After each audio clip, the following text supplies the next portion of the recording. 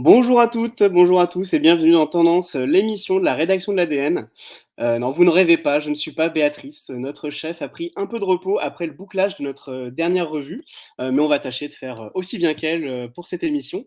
Alors avec moi, les valeureux journalistes de la rédaction qui vont revenir sur les sujets qui les ont les plus marqués cette semaine.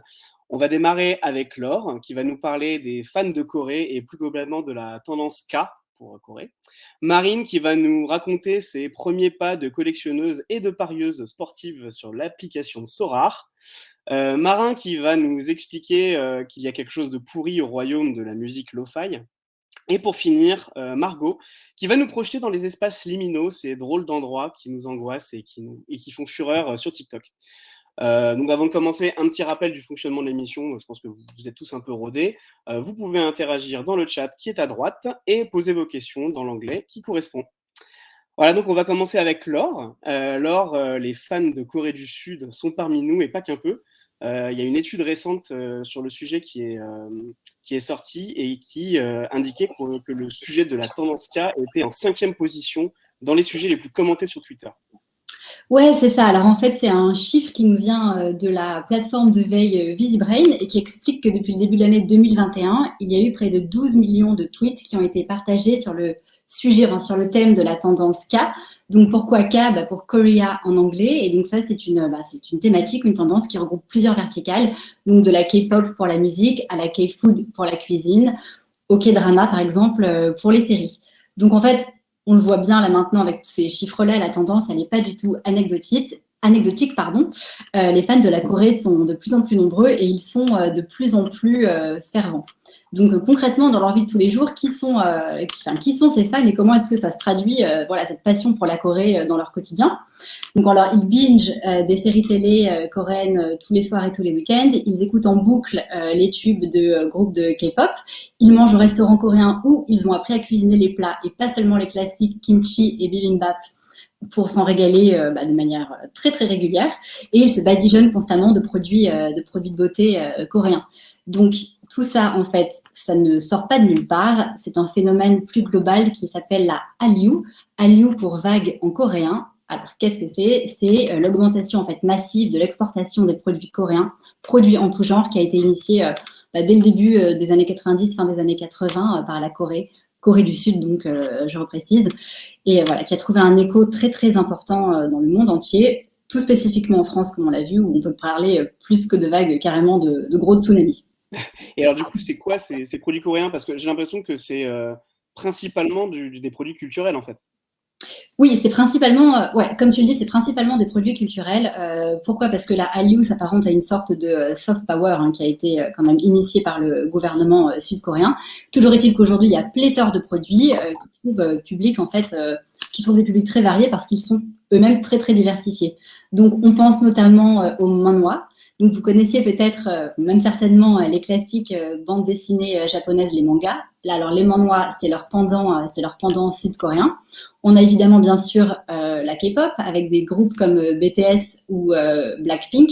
Voilà, donc ça, Est-ce même la peine encore de présenter BTS? Je vais faire rapidement quand même, on ne sait jamais. C'est Kareda qui est très très fan. On est très fan et moi aussi maintenant, depuis que j'ai découvert et que je me suis aussi immergée dans le pays.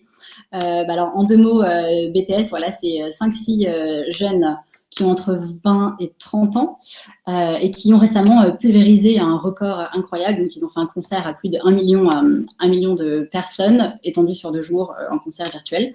Blackpink, la chanteuse Lisa, a aussi été sélectionnée pour devenir égérie de la marque Céline. Voilà, donc on voit, ça installe un peu le truc. C'est quand même des groupes qui ont une portée assez importante.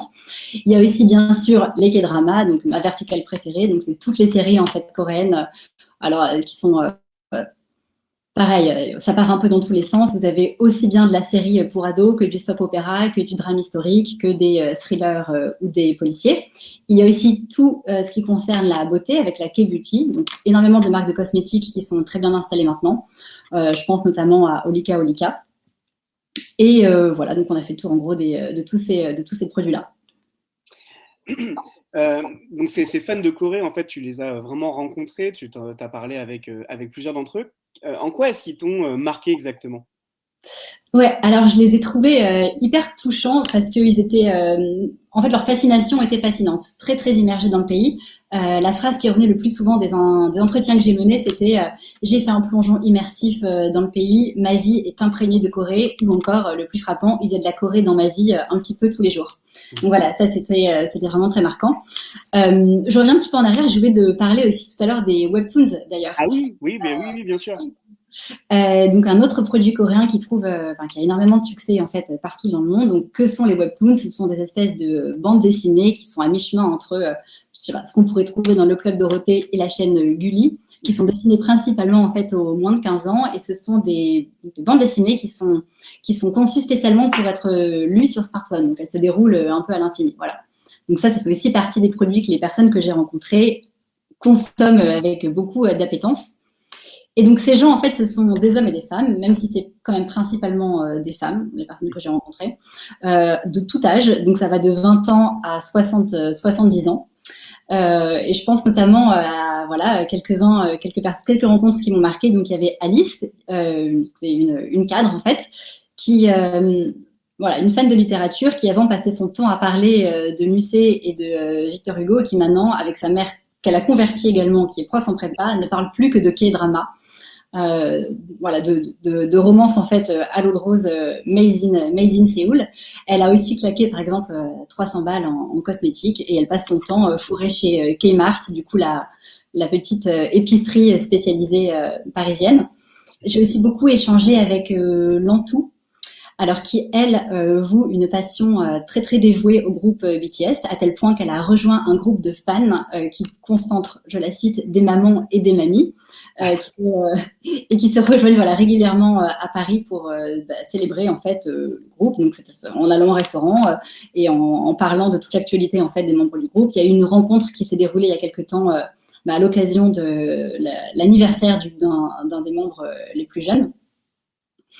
Victor aussi, donc un trentenaire qui habite à Tours, qui travaille dans le culturel, m'a beaucoup marqué. Lui aussi par son appétence pour BTS.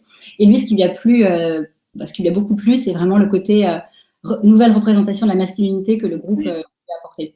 Ouais, ça c'est quelque chose qui revient beaucoup. Donc, ce qui est très loué avec ce groupe-ci et de manière générale toute l'esthétique coréenne, c'est une plus grande poésie, des atmosphères très très marquées, une photographie très très soignée, que ce soit ou dans les comédies romantiques ou dans tout le reste en fait de leur art. Ok, super.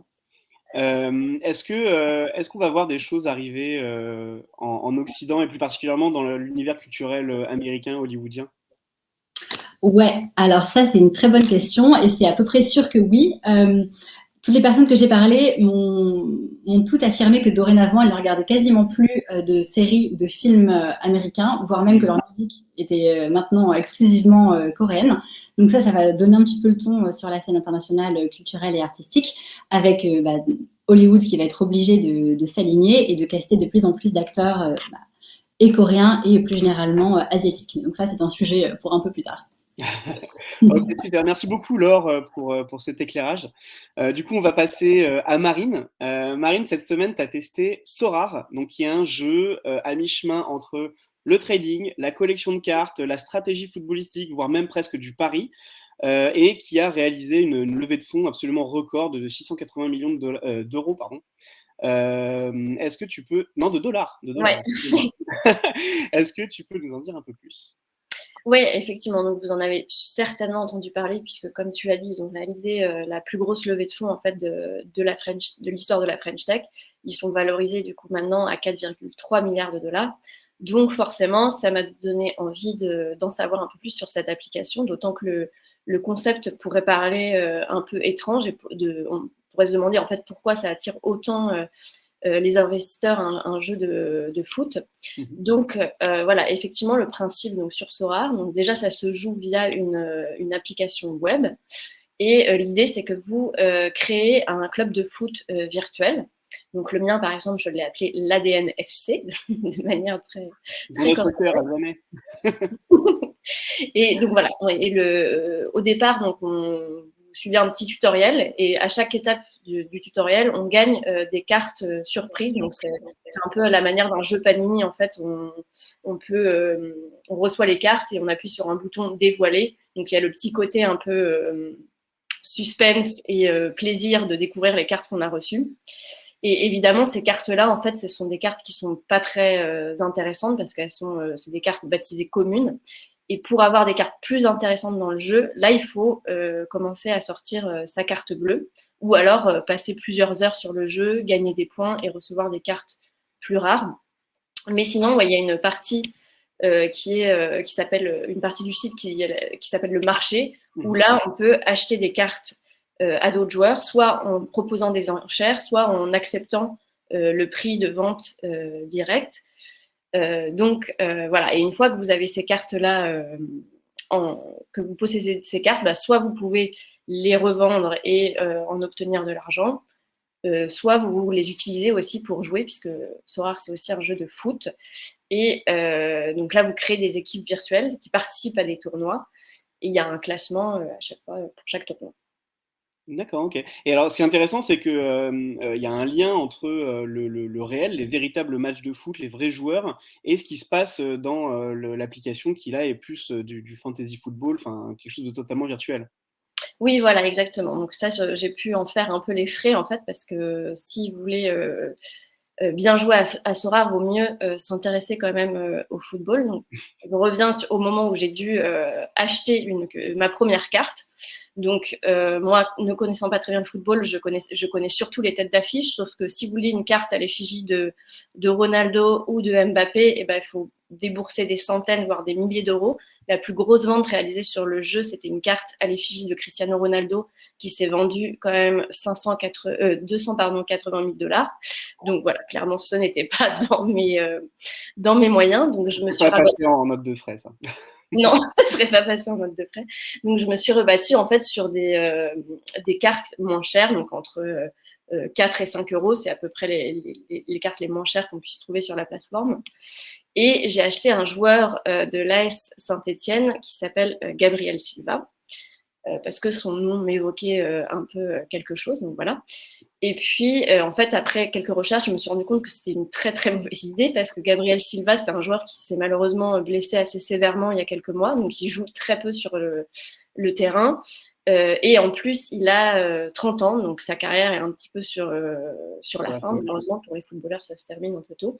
Donc, ce qui signifie en fait que s'il ne joue pas, eh ben, son score sur le jeu virtuel n'augmente pas non plus, puisque les deux sont corrélés en fait. Ses performances sur le terrain vont être corrélées à son score sur l'application.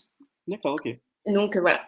Et ce qui est assez intéressant, c'est que ça, en fait, c'est quelque chose que faisaient déjà des jeux de ce qu'on appelle le fantasy football, où effectivement le jeu est lié aux performances du joueur.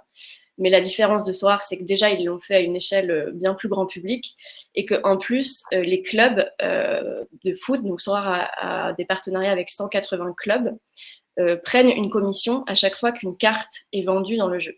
Donc en fait, il y a certains fans de foot du coup qui ont un peu des inquiétudes en se disant en fait, est-ce que si le jeu prend une très grande ampleur, est-ce que ça risque pas d'avoir des répercussions sur le vrai jeu de foot en se disant bah, un club va préférer laisser jouer un joueur pour que sa cote monte, mais en fait, stratégiquement parlant, c'est peut-être pas la meilleure des idées. Évidemment, c'est que des inquiétudes, mais voilà, c'est assez intéressant en fait de voir que les deux mondes virtuels et réels sont en train de s'entrechoquer. Et ce que tu as vu, c'est que c'était pas le seul jeu de ce genre. Il y a d'autres tendances de consommation qui sont un peu dans cette croisée-là entre réel et virtuel, quoi, si j'ai bien compris.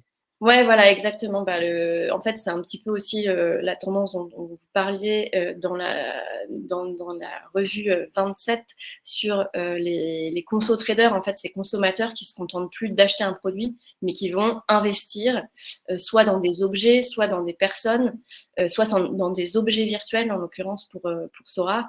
Et un peu plus tôt cette semaine, j'ai parlé d'une autre application qui va un peu dans ce même sens, qui s'appelle Trendex, où là, les utilisateurs investissent en fait sur des stars de la réalité. Donc, ils vont acheter des parts, par exemple, d'une star à 5 euros. Et si la carrière de cette star explose, et ben, leur part va augmenter. Ils pourront se faire de l'argent, entre guillemets, sur le dos de la carrière de cette personne. Donc, c'est assez intéressant de voir qu'il y a de plus en plus d'applications qui vont dans ce sens, dans ce jeu d'investissement. Super, merci beaucoup Marine pour cet éclairage. Et du coup, on passe à Marin. Marin, tu t'es intéressé cette semaine à un drôle de label de musique avec des méthodes un peu bizarres. Ouais, c'est une histoire assez surprenante que j'ai eu la chance de décrypter cette semaine, celle du label Strange Fruits, basé en Hollande et spécialisé dans la diffusion de musique méditative, plus couramment nommée lo-fi. Mais alors, dis-moi Marin, c'est quoi la lo-fi?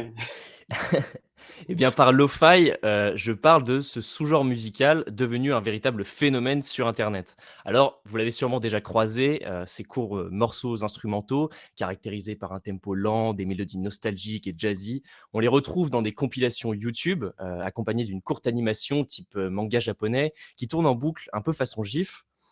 C'est une musique qui est très facile à consommer, elle passe partout, en fond sonore dans un café ou dans le casque de votre ado quand il fait ses devoirs.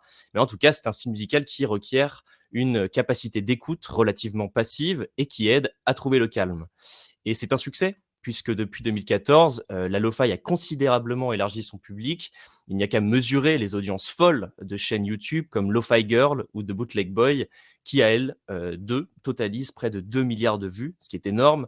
Et de fil en aiguille, ces chaînes indépendantes sont devenues des labels qui détiennent aujourd'hui les rênes de playlists extrêmement populaires sur les plateformes de streaming. Ouais, et parmi ces labels, tu as repéré, alors on les a un peu appelés les intrus, moi je dirais que c'est plutôt presque des pirates en fait, qui ont bien compris à quel point ce business de playlist, ça pouvait être juteux quoi finalement. Ouais, effectivement, avec le label Strange Fruit, c'est carrément l'histoire d'un braquage. Alors, personne n'a vu venir ce label complètement inconnu, mais dont les recettes générées par les plateformes de streaming dépassent l'entendement. D'après une étude du papier américain Rolling Stone, le compte Spotify du label a généré près de 15 millions de streams par jour fin septembre. Alors, c'est absolument titanesque, c'est-à-dire qu'à titre comparatif, Lady Gaga n'en totalisait que 8 millions à la même période. Et pour y parvenir, le label n'a fait que jouer avec le système. En fait, la plupart des pistes de Sleep Fruit durent à peine 30 secondes, juste assez pour compter comme une lecture et déclencher le système de rémunération de Spotify. OK, mais alors, comment est-ce qu'ils font pour, rendre supportable, le fait d'écouter une playlist avec uniquement des morceaux de 30 secondes en fait? Eh bien, Jamy, c'est très simple, en composant des pistes méditatives qui s'enchaînent très bien avec des sons très planants à base de pads, de bruits de textures, qui font que l'auditeur ne remarque même pas qu'il est en train de passer d'un morceau à l'autre. Donc, en compilant ces morceaux, en faisant grandir l'audience sur ces playlists, le label a réalisé un coup de maître. Et vous l'avez peut-être déjà compris, mais contrairement à d'autres labels lo-fi, le contenu artistique des morceaux de Strange Fruits importe peu. Parfois, ces 30 secondes de son, c'est même seulement un bruit de pluie qui tombe. Mais les auditeurs lancent la playlist qui prend la forme d'un long morceau planant qui ne s'arrête jamais. D'accord et du coup, 30 secondes de plus, ça rapporte de l'argent finalement? Oh oui, dans le cas précis, il y a de quoi faire enrager tous les autres artistes, parce que 30 secondes de bruit de pluie valent le même poids en redevance qu'une chanson à succès. Concrètement, ce que ça veut dire, c'est que si l'on écoute une playlist de Strange Fruits pendant 10 minutes, le label totalise déjà 20 streams. Donc au nez et à la barbe des grandes maisons de disques, le label démontre l'absurdité du système stream et des géants de la distribution musicale en ligne. Et puis surtout, la question qu'il faut se poser, c'est est-ce qu'il faut en vouloir aux joueurs ou aux jeux, donc au label ou au fonctionnement de ces plateformes de distribution. Bon, il est vrai que l'éthique artistique derrière le procédé de Strange Fruits laisse complètement à désirer, même s'il faut avouer que c'est quand même très malin. Souvent, l'auditeur lance ce type de playlist sans trop réfléchir à l'artiste, ni même autant passer à s'écouter ses morceaux. Euh, Parfois, ça lui arrive même de s'endormir avec. Donc, Mmh. c'est sûr, on a affaire à un projet très opportuniste, plus qu'à un label transi d'amour pour la musique qu'il défend. Ça se ressent d'ailleurs jusqu'à leur image de marque, qui n'est démesurément pas très étudiée, très fine. Les artistes de Strange Fruits empilent les streams, mais vous ne les connaissez pas. Ils nous font une Daft Punk et ils ne dévoilent jamais leur visage. Donc, c'est sûr qu'avec Strange Fruit, il n'y a pas de souci d'exposition, pas de vrai amour du son. Le but, c'est surtout de capitaliser sur vos siestes. Et puis, on attend toujours une réaction de la part des plateformes de streaming bien Mmh. silencieuses au sujet de cette affaire. Oui, tant qu'elles ont des utilisateurs qui arrivent, finalement, j'imagine qu'elles sont très contentes. Effectivement. Merci, beaucoup Marin, du coup, on va finir avec Margot. Margot de Reddit pardon, à Twitter, passant par TikTok, a exploré l'esthétique du liminal space. Est-ce que tu pourrais nous dire un petit peu en quoi ça consiste exactement cette nouvelle esthétique? Ouais, bien sûr. Bah, déjà, je crois qu'on a des photos Ouais, à montrer, en même temps qu'on en discute. Alors, il y a 2 manières d'approcher le concept des espaces liminaux. D'un point de vue purement physique, voire architectural, ça va être un espace liminal, ça va être un endroit de passage qui va assurer une transition d'un point A à un point B. C'est vraiment basique, donc c'est vraiment pas un endroit dans lequel on est censé, rester. Ça peut être un couloir, une cage d'escalier un peu sombre, une salle d'attente chez un psy, une station essence, une allée de supermarché, bref, des endroits liminaux, des espaces liminaux, il y en a partout dans nos vies de tous les jours. Après, d'un point de vue, disons, plus anthropologique, la liminalité, ça va désigner une transition, un passage d'un état mental à un autre, le plus souvent face à un aléa de la vie. En gros, en fait, ce sont des moments de latence qu'on trouve entre une étape de notre existence et une autre, qui ne sont pas nécessairement confortables, parce qu'elles génèrent une forme d'insécurité, d'incertitude. Voilà, ça va être ce genre de choses. C'est pas moi qui ai théorisé ce concept-là, mais c'est un anthropologue qui s'appelle Arnold van Gennep, qui a théorisé ça au début du XXe siècle et qui, lui, a beaucoup, du coup, étudié la liminalité et s'est concentré surtout sur ces rites de passage que nous traversons dans la vie. Donc la liminalité, ça englobe toutes ces choses-là. d'accord. Et c'est quelque chose qui, c'est vrai, a l'air vraiment de fasciner les internautes. Enfin, moi qui suis quand même assez souvent sur TikTok, je vois vraiment régulièrement passer des photos comme ça avec une musique un peu lancinante, et on sent qu'il y a vraiment une recherche esthétique derrière, quoi. Ouais, alors ça va fasciner déjà parce que c'est une esthétique qui est très angoissante et qui touche d'une certaine manière au mystère de l'inconscient. En fait, ce qui est intriguant quand on en parle avec ces internautes-là, c'est que ça crée des sensations très variées et très subjectives. Du coup, les gens parlent entre eux, on discute en ligne, et face à ces images, on va avoir des gens qui nous parlent de sensations de déjà-vu, d'endroits un peu familiers, irréels. D'autres vont évoquer des lieux qu'ils auraient déjà visités dans leurs rêves ou durant leur enfance. Ça brasse vraiment beaucoup d'émotions variées. Et comme tu l'as dit, on retrouve en fait des espaces liminaux dans beaucoup d'esthétiques web, dont celle du dreamcore ou du weirdcore dont j'avais parlé Mmh. dans un précédent article. C'est une esthétique qui est très populaire sur TikTok et qui se base en fait sur le rêve, la nostalgie et un certain sentiment d'irréalité. Et du coup, ça donne lieu à des créations assez surréalistes, très bizarres, qui semblent être sorties d'un film de Lynch, type Twin Peaks, la série, ou de Shining de Kubrick. C'est une esthétique très particulière et je crois qu'on a une vidéo à montrer à ce sujet pour Ouais. vraiment illustrer le phénomène.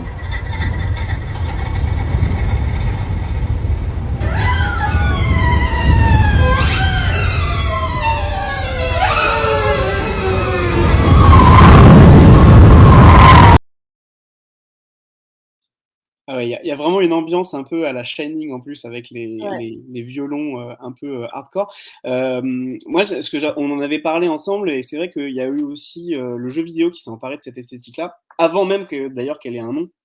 Ouais. Et pour ceux qui connaissent le jeu Control et le jeu dont on avait parlé, qui est The Stanley Parable, qui se Mmh. passe dans des bureaux infinis, c'est-à-dire des bureaux, vous savez, en contreplaqué un peu dégueulasses, comme on a pu voir dans des séries américaines comme The Office. Bah, imaginez des niveaux voilà, infinis, entiers, remplis de bureaux comme ça.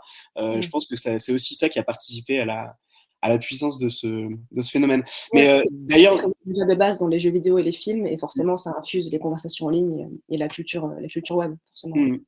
Mais alors du coup, c'est vrai que ces jeux-là, ils étaient un peu anciens, notamment Stanley Parable, il remonte à 2013 si je me rappelle bien, mais toi tu dates l'apparition, en tout cas du terme, plus vers 2019 en fait.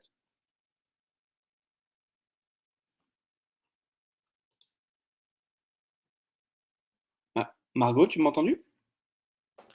On a perdu le soldat Margot. Ah, on a perdu Margot! Oh non! Est-ce qu'elle va se reconnecter? Je ne sais pas. Bon, on va l'attendre. Super, pour ma première, il va falloir que je meuble. Alors, dites-moi, vous pouvez ouvrir vos micros, dites-moi si justement les espaces liminaux, c'est quelque chose qui vous parle, s'il y a des œuvres qui vous viennent à l'esprit. Pardon, j'ai des soucis de Ah, Margot, attends, c'est bon. Je suis pas en train de meubler, mais tout va bien. désolée, ma connexion est un peu buggée. Il n'y a pas de problème. Du coup, on disait, ouais, depuis quand, toi, tu as daté l'apparition du phénomène vers 2019. Ouais, en ligne en tout cas. Je sais que ça c'est une esthétique qui était déjà là avant, mais en tout cas en ligne, on trouve les premières occurrences du phénomène en 2019 et à l'époque, il me semble que c'était un utilisateur, pardon, de la plateforme 4chan qui avait publié une première série d'images liminales très inquiétantes, ce qui avait donné lieu à un mème autour duquel les internautes avaient commencé à broder et à inventer des histoires un peu inquiétantes et un peu morbides. Et depuis, il y a un hashtag, Liminal Space, qui a d'abord circulé sur Twitter, Reddit, et qui est aujourd'hui sur TikTok. Et pour vous donner un ordre d'idée, les publications avec le hashtag Liminal Space cumulaient près de 16 millions de vues en mai 2021. Aujourd'hui, il y en a plus de 35 millions sur TikTok. Wow. Donc ça a pris beaucoup d'ampleur. Ouais. Et d'ailleurs, toi, tu fais un lien carrément avec la pandémie et les confinements qu'on a pu vivre. Je ne suis pas la première à l'avoir fait, ce lien. Effectivement, la pandémie aurait eu un effet liminal sur nos vies. C'était d'ailleurs le sujet d'un article que The Conversation, il faut rendre à César ce qui appartient à César, un article que le média a sorti le 15 septembre. Et en fait, c'est une chercheuse en santé mentale qui s'appelle Sarah Whalen qui explique que la crise sanitaire nous aurait effectivement particulièrement fragilisés en nous maintenant justement dans une forme de liminalité, c'est-à-dire en suspens entre deux moments, deux états, tant sur le plan physique que mental. En fait, elle utilise un terme que je trouve particulièrement juste, qui est celui de la salle d'attente métaphorique, dans laquelle on serait coincé, c'est-à-dire un endroit au carrefour de nos vies d'avant, donc avant la pandémie, des vies qui ne reviendront pas, et celles d'après, qui s'annoncent, mais qui sont encore un peu floues et incertaines. D'où cette esthétique de l'angoisse, de l'incertitude et de tous ces éléments-là. Et puis surtout, moi en tout cas, ce qui me frappe personnellement, c'est le fait que c'est toujours des espaces qui sont vides. Et je trouve que ça renvoie aussi aux rues totalement vides qu'on a pu voir pendant le confinement. Exactement.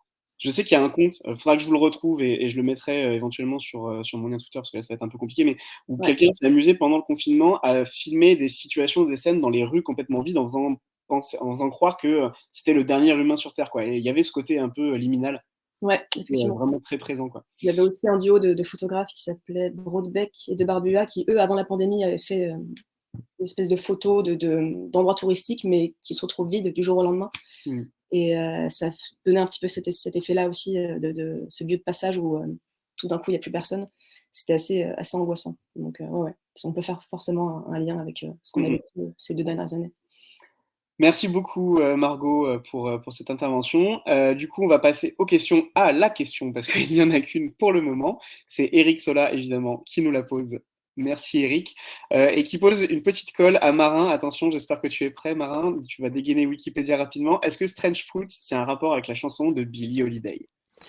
Alors, je m'attendais un petit peu à cette question, parce que vraiment je m'y connais beaucoup en musique.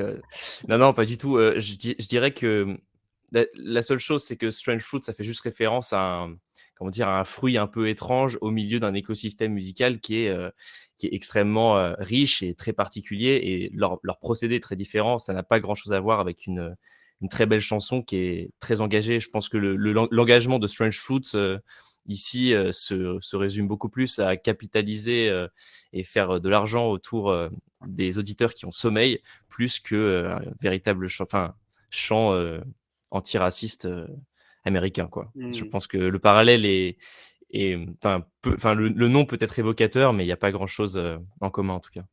Moi, en tout cas, ça me fait penser, pour rebondir un peu là-dessus, ne serait-ce que le logo, je ne sais pas pourquoi, mais j'avais l'impression de l'avoir déjà vu. Alors, je pense pas que ce soit la même boîte, mais ça me faisait penser à la chaîne YouTube Cocomelon. Cocomelon, pour ceux qui ne connaissent pas, c'est une chaîne YouTube pour enfants avec des dessins animés réalisés en 3D, pas très bien faits, mais très colorés. En général, c'est ce qu'on met aux enfants de 2 ans pour avoir un peu de tranquillité. C'est horrible, hein, ne faites pas ça surtout.